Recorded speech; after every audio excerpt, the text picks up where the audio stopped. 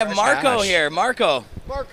You want to he's come wearing on like TV for a. couple It minutes looks here? like Marco, how you doing, brother, man? Suit, guys. Yeah, that's no right. suit for what? Marco Renda. How you doing, guys? Good to have you. Now, Marco in casual with bling. Casual.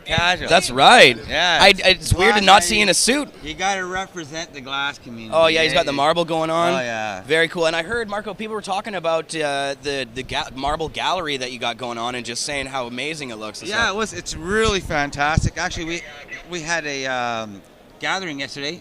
All the artists were over at the gallery, and not just marbles. Right. But the great thing is that it was a surprise birthday party for Jack Hanshaw, and he, here's artist from down in the U.S. He's never seen Canada before. He's come up, and all of a sudden, all these people, all these Canadians are singing him happy birthday. Right? It was phenomenal. Pretty cool. Yeah, it was really cool. But the really cool thing is seeing all the people here and how the energy here this year, it's just phenomenal. It's huge. And Marco, I didn't properly introduce you when you came on. Marco is the editor of Treating Yourself magazine and the founder of this great expo that we're at right now. This is the 4th annual expo. And Marco, I got to say, just looking around, it looks bigger than ever. Like, it looks bigger and it's more open this year, which is really cool. And look where you guys are. I know, we got a great Getting, spot.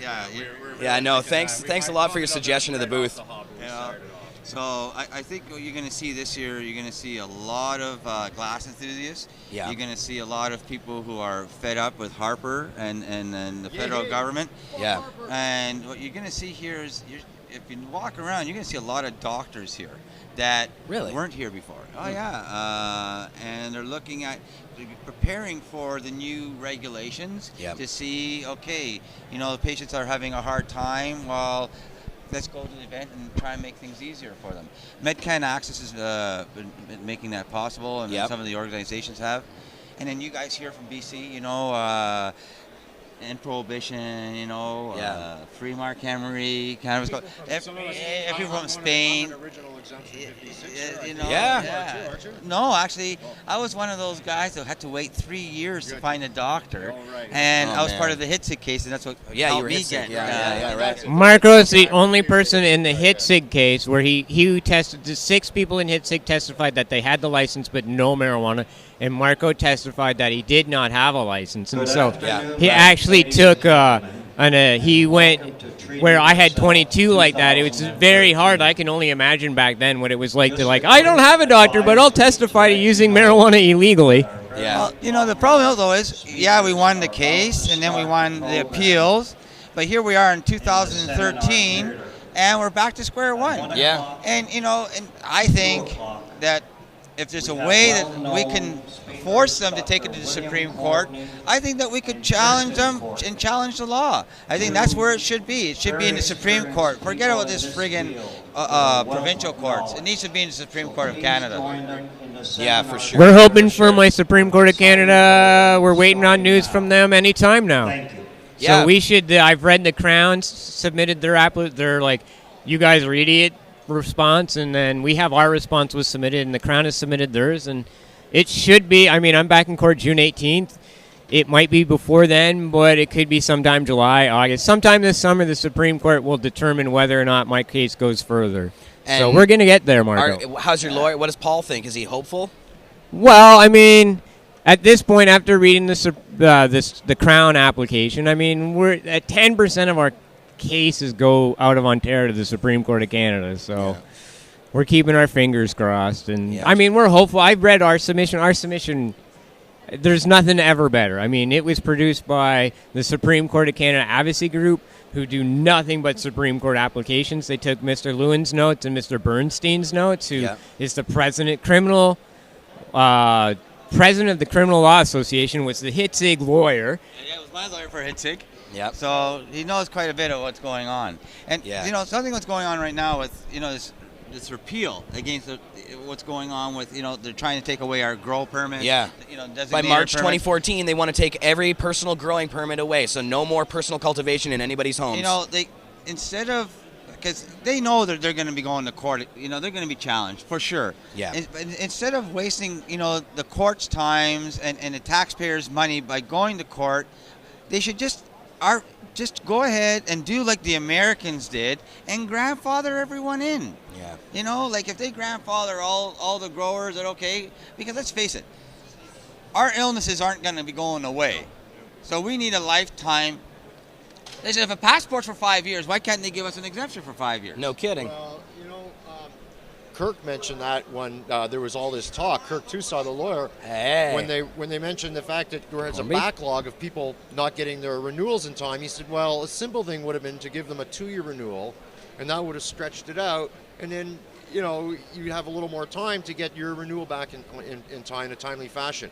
The other thing that I submitted to Health Canada was, I said they're lucky that they haven't been sued from somebody burning their house down.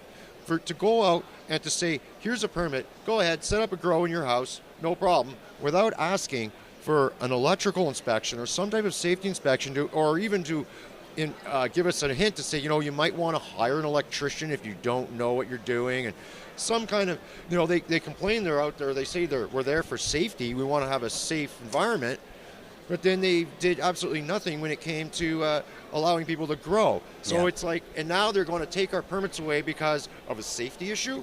Yeah. Well, wait a minute. Why all this, 13 years later, all of a sudden they're concerned with my safety? The last 13 years, if I had a fire, they didn't give a shit? Yeah. Now that's how you know it's all bullshit anyway. It is bullshit. Yeah. So it's not about safety. It's a political move. It's about money. And it's always about the money. Sure it is. And it's about power. If it's about safety, then put inspectors out there and make sure that these grow rooms are certified, and then let the you got a certified electrician. You got like here you can't build anything without getting your permits. No, you can't put in a sauna. Right. So No sauna, no hot tub. It's really ludicrous. And I think it's time that, people just get up off their asses, and that's everyone, those that are for not just the cannabis cause, but all causes. Because the healthcare industry, like, look where it's going. Like the health food, it's in the toilet. Everything is in the toilet. Our education system's in the toilet. Exactly. We need to have better government. And we're throwing our environment away. Yeah. We need leadership in government. Yeah, we do. Well, gents, I'm going to say one last thing. There's a party tonight. Paul & Masters starts at 8 o'clock. The doors open. Demo starts around 9-ish. I know you have the dinner at 6. I'm always telling people you can do many things. Eat your dinner, and then just come on up, and you'll have plenty of time. Book signing, and the last thing we'll come back and I'll talk about is the petition to have the government of Ontario release the 1972 study that they did on 20 women. On the women. We have petitions here, and I'll be collecting signatures. My goal... Hell yeah. Have to be an Ontario resident. I live here, I'll sign. Yeah, so I know. My goal will be to get about 500 signatures this weekend, and if you want my signature, I'm signing books at the Paul & Master booth 705. Marco, you've done it again, man. There you go. You've done, and this year you look way better and way happy. Doesn't he look way happier? But Marco, before you go, I just wanted to get you to tell people what is different about the Treating Yourself Expo this year, Matt. and what's here. There's a big speakers list. You got the Vapor Lounge, a whole bunch of stuff. So just quickly go down the list. Well, we got Dr. Courtney here from California talking about the raw juicing. We've got to keep educating people about that, the raw juicing. But the biggest thing that I see phenomenal that's this year is the international flame off with the teams from Japan, Canada, and the U.S. and the 20 some odd artists in the Not Just Marbles area who have phenomenal works of art. You don't have to buy it. It's awesome looking, and I can guarantee you what's there today won't be there on Sunday because we're expecting between about 25,000 people this weekend. Yeah. Well, and the amount of booths this year and the tickets you sold and everything, how does that compare to previous years? Well, last year we had $20,000 in advance ticket sales, and this year, up to yesterday, we had $42,000 in advance ticket sales. Doubled it. More than double. More than double. Wow. Yeah. Wow, that's pretty great. That's amazing. That's quite good. Well, no wonder you're so happy today. Yeah. Well, and how many booths are here? Actually, there's about 100 booths. 100 booths. Yeah, 100 vendors. Last year. It's about the same. Okay. The difference is that we've lost a couple of seed companies, but we've gained a couple of seed companies. So where we've lost, we've gained, and we have a lot more people from the hydroponic industry. So when you come in, you're going to see humongous booths by Not Just Advance, by Megawatt, and there's over $40,000 in door prizes to be won here. Wow, 40 grand in door prizes. Yeah. And what kind of prizes? We have trimmers, grow rooms, like everything. I saw they're giving away a big trimmer, and I saw that. I was like, whoa, that's a $3,000 trimmer. Yeah, and then the grow rooms, advanced nutrients, giving away thousands of dollars a day. Yep. Yeah. And so people are entered in these draws by just buying a ticket, or? Well, just by coming into the expo. You know, we have a survey form that they fill out, but with advanced, people walking around with buttons with a number on a button. They always give out the and buttons. you match your number, and Yeah, no, it's a cool system. Excellent, man. Well, thanks so much for everything. And seriously, this is fantastic. Daily, the new Roar rigs. Yes. You've seen those new Roar rigs? I've seen them, but I haven't seen them in person. Well, they have them at the Roar booth, and we're giving away a complete kit every day of the expo. Oh, fantastic. Nice. And what about the Vapor Lounge? It's really big.